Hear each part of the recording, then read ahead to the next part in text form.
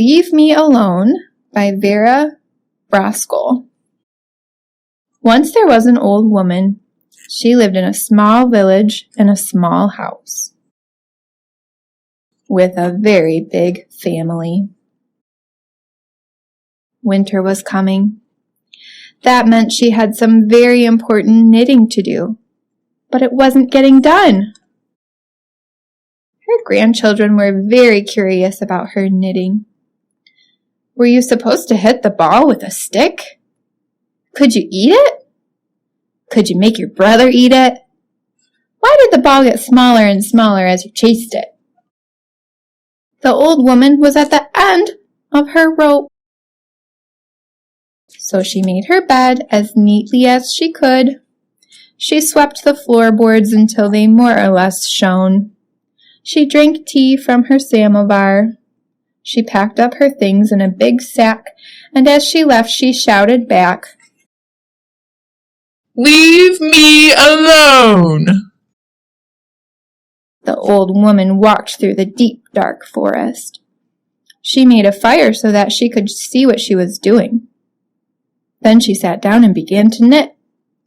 The bear family was very curious about the light from her fire and about what she might taste like. "Leave me alone!" the old woman shouted.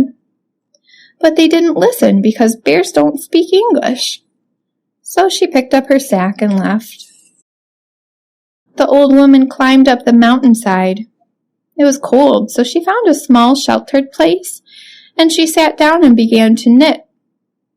The mountain goats were excited to have a visitor, especially one that brought snacks. "Leave me alone!" the old woman shouted. But the goats were too busy fighting over the red ones, which they all agreed were the best.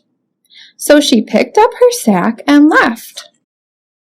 The old woman climbed higher and higher up the mountain. She reached the top and climbed onto the moon. She found a rock that was shaped like a chair. She sat down and began to knit. The little green moon men had never seen a woman before, old or otherwise. They examined her with handheld scanners that went, "Leave me alone!" the old woman shouted. But the little green moon men couldn't hear her because they didn't have any ears. So she picked up her sack and left through a wormhole. The void on the other side of the wormhole was very dark and very, very quiet. She was absolutely, completely, utterly alone. It was perfect.